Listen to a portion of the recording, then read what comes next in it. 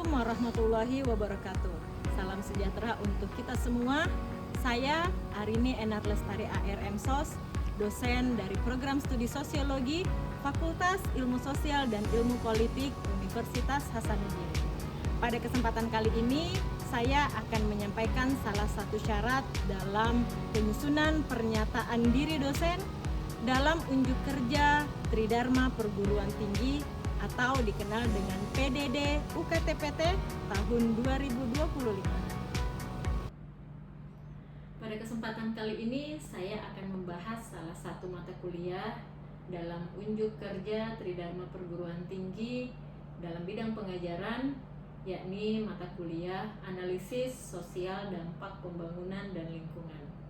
Mata kuliah ini merupakan mata kuliah wajib dengan bobot 2 SKS yang diprogramkan oleh mahasiswa pada semester 4 pada program studi sarjana sosiologi. Mata kuliah ini membahas keterkaitan antara proses pembangunan dan perubahan lingkungan dengan dampak sosial yang ditimbulkannya. Mahasiswa juga akan mempelajari berbagai pendekatan teoritis dan metodologis dalam menganalisis dampak sosial dari proyek-proyek pembangunan baik dalam skala lokal maupun skala nasional, termasuk dampaknya terhadap struktur sosial, mata pencaharian, kebudayaan, pendidikan, dan relasi kuasa. Pada mata kuliah Analisis Sosial Dampak Pembangunan dan Lingkungan, terdapat beberapa capaian pembelajaran lulusan yang dibebankan kepada mata kuliah yang dikenal dengan CPL. Pada mata kuliah ini, CPL ada CPL 5, CPL 7, dan CPL 8. CPL yang pertama itu mendemonstrasikan penggunaan alat analisis sosiologi untuk berpartisipasi dalam meningkatkan kesejahteraan sosial masyarakat. CPL yang selanjutnya adalah merancang pemecahan masalah-masalah sosial yang terkait dengan komunitas benua maritim dengan prinsip integritas dan komunikasi yang efektif, serta dapat bekerja secara mandiri maupun dalam tim dengan menggunakan ipteks yang humanis. Yang terakhir, melakukan strategi perencanaan, evaluasi, dan pemantauan partisipatif terhadap pembangunan kesejahteraan sosial khususnya bagi masyarakat maritim. Selain CPL, pada mata kuliah ini juga dibebankan capaian pembelajaran mata kuliah atau yang dikenal dengan CPMK. Untuk CPMK yang pertama, untuk menjawab CPL yang pertama, yakni mahasiswa mampu menjelaskan prinsip dan etika dalam dampak pembangunan. Pada CPL yang kedua, terdapat 3 capaian pembelajaran mata kuliah, yakni CPMK 2, yaitu mahasiswa mampu merumuskan masalah dan menyusun desain analisis sosial terhadap dampak pembangunan. CPMK yang ketiga untuk menjawab CPL yang kedua adalah mahasiswa mampu menjelaskan berbagai penilaian analisis sosial dampak. Untuk menjawab CPL yang terakhir, diberikan 2 capaian pembelajaran mata kuliah, yakni CPL 4, yaitu mahasiswa mampu mengumpulkan, mengolah data, dan menginterpretasi hasilnya secara logis dan sistematis.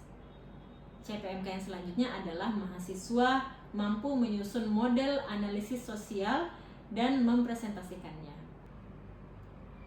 Beberapa materi pembelajaran pada mata kuliah ini yakni membahas tentang kemajuan konseptual dan metodologi dalam penilaian dampak sosial, bagaimana mahasiswa melihat dan memanfaatkan kearifan lokal, belajar dari pengelolaan lahan secara partisipatif, mengintegrasikan penilaian dampak lingkungan dan sosial, mengkonseptualisasi proses perubahan sosial dan dampak sosial, mengintegrasikan penilaian dampak kesehatan dan sosial, melihat model kesejahteraan ekologis, pembentukan teori dan penerapannya dalam kajian dampak sosial, penilaian dampak gender, pemodelan sosial ekonomi untuk memperkirakan dampak antar generasi, menggunakan sistem informasi geografis untuk penilaian dampak budaya,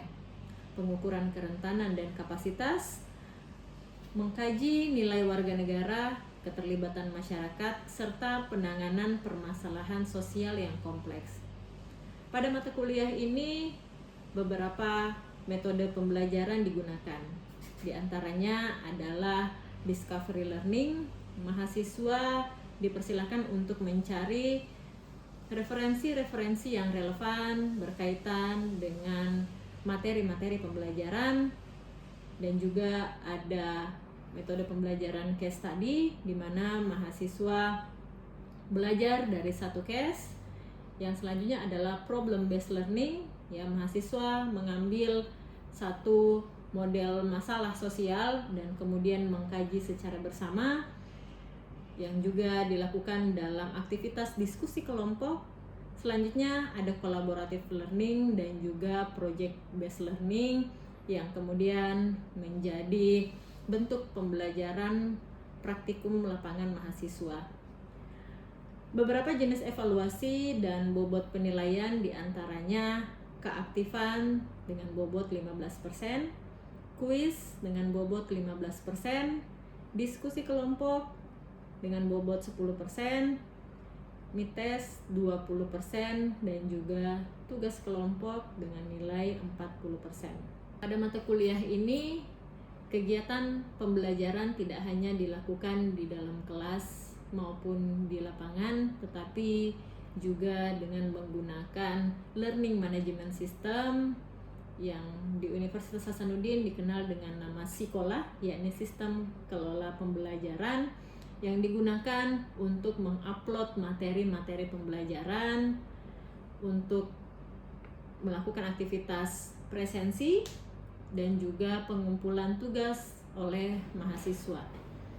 Selanjutnya saya akan menampilkan video pembelajaran pada mata kuliah analisis sosial dampak pembangunan dan lingkungan pada pertemuan keempat dengan CPMK 2 dengan materi pembelajaran integrasi penilaian dampak lingkungan dan sosial.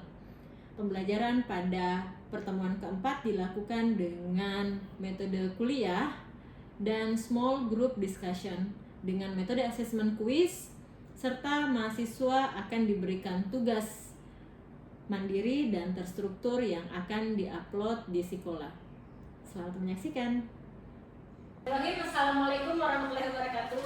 Waalaikumsalam warahmatullahi wabarakatuh. Selamat pagi adik-adik semuanya. Pagi, Bu.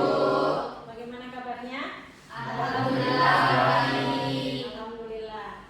Sebelum kita memulai perkuliahan pada hari ini, mari kita berdoa dulu menurut agama dan kepercayaan kita masing-masing. Semoga pelajaran kita hari ini dapat memberikan dampak dan manfaat yang baik untuk diri kita masing-masing. Silakan berdoa dimulai.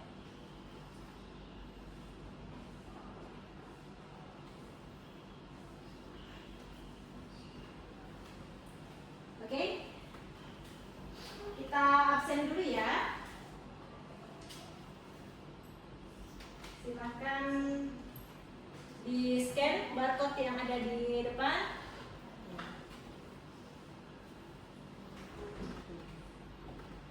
Ada yang masih ingat apa materi di pertemuan kita pekan lalu, di materi pertemuan ketiga? Saya masih ingat. Ya, masih ingat. Jadi materi pekan sebelumnya itu dimensi dampak sosial yang berbasis partisipatif. Oke, dimensi dampak sosial berbasis partisipatif. Ada yang bisa sedikit menjelaskan satu atau dua kalimat apa itu dimensi sosial berbasis partisipatif? Bu, Ya. menurut pengetahuan saya minggu kemarin itu dijelaskan mengenai dimensi dampak sosial berbasis partisipatif mencakup keterlibatan aktif masyarakat dalam beberapa tahap-tahap, kemudian mulai dari asesmen, perkenalan, pelaksanaan hingga evaluasi. Kemudian selanjutnya itu sehingga program benar-benar responsif terhadap apa yang direncanakan. di pekan lalu. Oke. Itu materi pekan lalu, dimensi dampak sosial berbasis partisipatif ya. Saya juga sudah buat link pengumpulan tugasnya di sekolah. Sudah pada kumpul tugas kan? Sudah. Oke. Kita masuk ke materi hari ini dan itu sangat berkaitan sekali, yakni tentang mengintegrasikan ya dampak lingkungan dan dampak sosial. Jadi setelah ya masyarakat terlibat ya berpartisipasi dalam penilaian dampak sosial, maka kita akan dengan mudah untuk mengintegrasikan ya bagaimana ini penilaian dampak lingkungan untuk kemudian kita sesuaikan dengan penilaian dampak sosial ya, sehingga ke depan proses social impact assessment itu dapat memberikan hasil yang lebih baik. Pada pertemuan hari ini adalah capaian pembelajarannya. Silakan dibaca. Ya, jadi memang mata kuliah kita ini ya bertujuan untuk merancang pemecahan masalah-masalah sosial ya terkait dengan tentunya komunitas benua maritim. Dan seterusnya di CPMK 2 ya merumuskan masalah dan menyusun desain analisis. Ya, jadi memang di mata kuliah ini diharapkan kita mampu menganalisis apa-apa saja dampak-dampak lingkungan, dampak-dampak sosial yang itu dirasakan dari adanya program pembangunan ya, sebagaimana mata kuliah kita analisis dampak sosial pembangunan. Oke, jadi ada beberapa poin yang akan kita bahas hari ini ya di pendahuluan, dan yang kedua tentang biophysical setting ya. Selanjutnya ada social setting ya, dan nanti ketiga materi ini ya di nomor 4, 5 dan 6 itu nanti kita akan diskusikan bersama. Yang keempat ini tentang intervention, change and impact. Yang kelima social change process and human impact ya, integrating the biophysical and social setting ya. Kita masuk ke pendahuluan. Coba Andika ya, boleh dibaca ini slide. Penilaian dampak sosial dan lingkungan bertujuan memahami konsekuensi proyek terhadap masyarakat dan ekosistem. Integrasi aspek sosial dan lingkungan krusial untuk pembangunan berkelanjutan. Ada beberapa aspek yang menjadi perhatian penting pada upaya mengintegrasikan penilaian dampak lingkungan dan sosial diantaranya. Oke, ya jadi penilaian dampak sosial dan lingkungan itu bertujuan untuk memahami konsekuensi. Ada yang tahu apa itu konsekuensi? Apa itu konsekuensi? Akibat. Ada lagi yang lain, apa itu konsekuensi? Dampak ya, atau apa yang kemudian timbul dari adanya sebuah intervensi. Beberapa aspek ya yang dipertimbangkan dalam penilaian dampak sosial dan lingkungan itu diantaranya yang pertama kita membahas tentang the biophysical setting ya, the biophysical setting.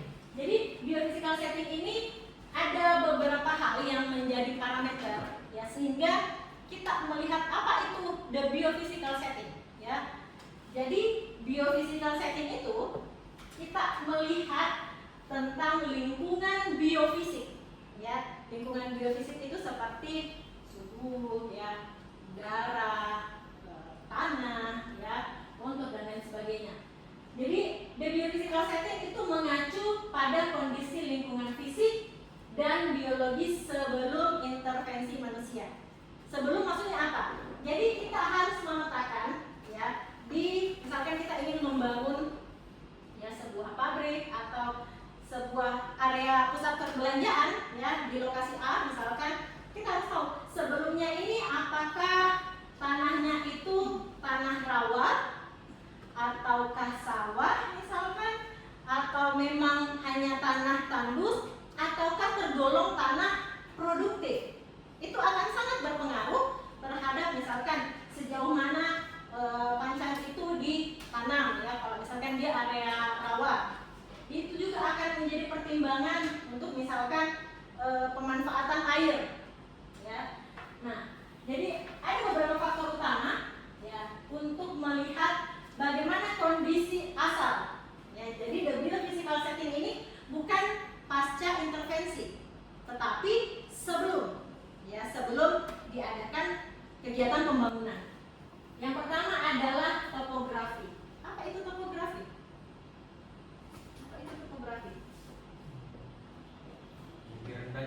Ya, bisa juga seperti itu. Iklim. Ya, kita harus tahu iklimnya di situ seperti apa. Ekosistem. Ya. Ekosistem maksudnya apa? Ada yang tahu ekosistem? Misalkan di sini ada area budidaya. Nah, budidaya ataukah misalkan ekosistem di daerah tersebut misalkan ekosistemnya banyak dihuni oleh reptil, misalkan seperti itu adalah semua yang sangat berpengaruh ya, karena tentu saja ketika ada intervensi pembangunan maka konsekuensinya ekosistem itu akan berubah ya. Yang selanjutnya adalah sumber daya alam ya, kalau tanah produktif itu menghasilkan apa? Tumbuhan atau tanaman apa ya, bisa saja misalkan itu memang masih sangat bermanfaat untuk mata pencaharian penduduk. Kualitas udara dan air.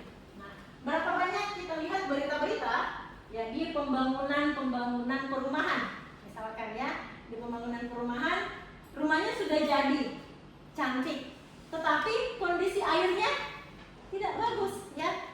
Bahkan jangankan untuk dipakai atau dikonsumsi diminum ya, untuk dipakai mandi saja itu tidak layak. Tapi kondisi perumahannya bagus. Nah, itu berarti tidak mendalam ya, atau tidak menyeluruh bagaimana melihat aspek biofisikalnya. Dan selanjutnya penting untuk memahami dampak pembangunan terhadap lingkungan.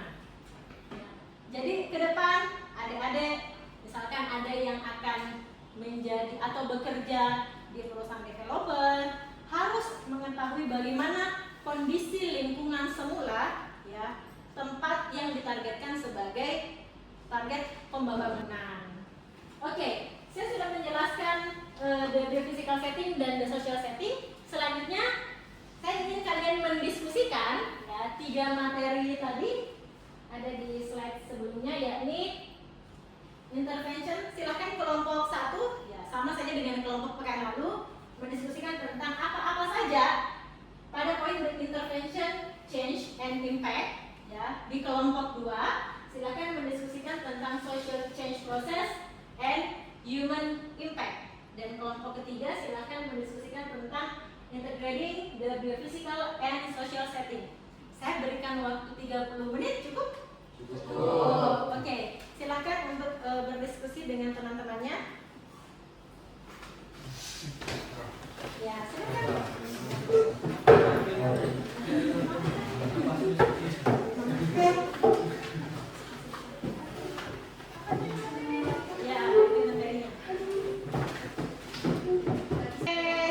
Sudah 30 menit. Gimana diskusinya? Ya, saya mau coba masing-masing kelompok ada 1 orang menyampaikan apa hasil diskusinya hari ini. Silakan kelompok 1 dulu. Siapa? Oh, Kia, silakan Kia. Hasil diskusi dari kelompok 1 itu mengenai intervensi, change dan impact. Itu yang pertama, intervensi dalam konteks pembangunan dan kebijakan dalam berbagai bentuk seperti proyek pembangunan, kebijakan lingkungan, dan eksploitasi sumber daya. Nah, setiap intervensi itu membawa dampak seperti pertumbuhan ekonomi, perbaikan infrastruktur, dan degradasi lingkungan. Nah, pentingnya untuk melakukan analisis dampak sebelum implementasi kebijakan. Oke, good. Kelompok 2. Saya Bu. Oke, kelompok 2, silakan. Caca. Terima kasih atas kesempatannya Bu. Jadi hasil diskusi kami dari kelompok 2 tentang social change, process and human impacts. Korban sosial akibat intervensi sering menciptakan dampak kompleks. Contoh, perpindahan penduduk, kehilangan mata pencarian, dan perubahan budaya. Adapun dampak lingkungan dapat mempengaruhi kesehatan dan ketahanan pangan. Oke, bagus sekali. Kelompok 3 lagi. Ya, ada, silakan. Jadi kami kelompok 3 itu membahas integrating the biophysical and social settings. Nah, hasil diskusi kami itu integrasi aspek biogeofisik dan sosial itu penting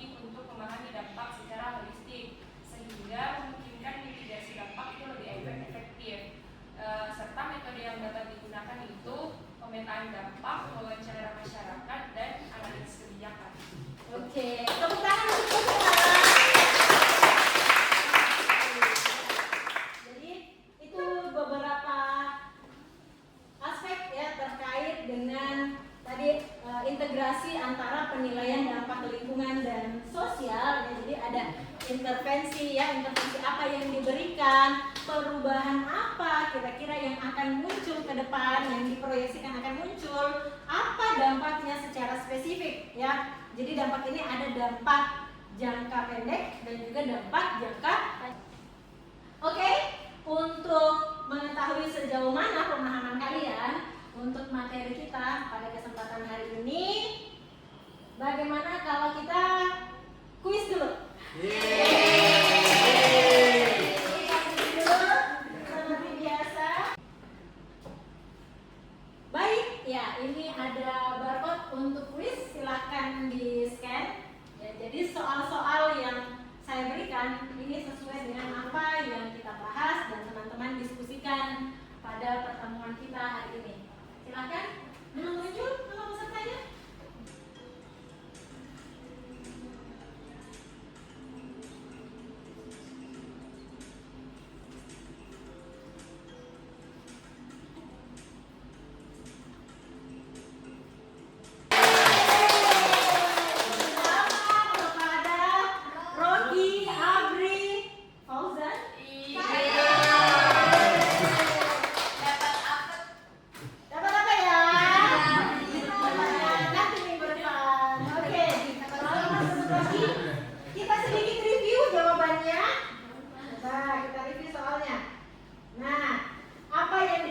Dengan the biophysical setting ya. Ini ada yang salah nih, 2 orang nih. Nah, struktur sosial, metode mitigasi ya. Jadi yang siapa yang pilih? Yang B? Saya. Wah, semua pilih B. Ada yang salah. Oke, faktor-faktor yang termasuk ke dalam the social setting. Kecuali ya. Tadi the social setting tentang ya masyarakat ya manusia, berarti yang selain manusia. Nah, demografi masuk social setting nggak? Masuk. Mata pencaharian? Masuk. Norma sosial? Masuk. Siapa nih yang salah nih? Saya kok sama Oh, salah pencet. Oke. Selanjutnya, contoh intervention dalam penilaian dampak sosial. Kenapa banyak yang salah? Terpencet Bu. salah ini Bu. Salah iya atau ada yang salah dengan soalnya? Jadi yang benar adalah kebijakan lingkungan. Jadi namanya intervensi ya. Intervensi itu sudah masuk di dalamnya terkait dengan kebijakan ya, peraturan-peraturan itu masuk ke dalam aspek intervention. Ya, selanjutnya adalah manakah yang bukan termasuk social change process and human impact seperti dijelaskan. Ya, ada degradasi ekosistem laut. Kenapa? Ya, karena yang dibicarakan adalah social change process. Social, proses perubahan sosial, dan impact ya, human impact ya, impact kepada manusia. Ya, kalau perpindahan penduduk kan jelas ya, impactnya terhadap manusia dan merupakan proses perubahan sosial. Kehilangan mata pencaharian jelas, perubahan budaya. Kalau degradasi ekosistem laut, maka ini termasuk ke dalam environmental impact ya.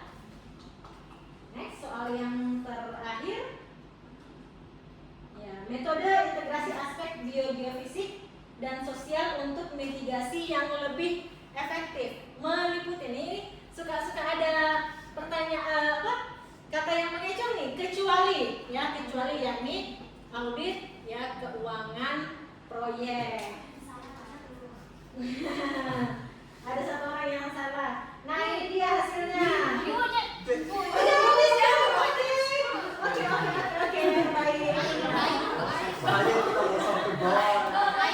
baik. Secara umum sebenarnya kalian sudah cukup baik ya nilai-nilainya dan cukup menguasai materi kita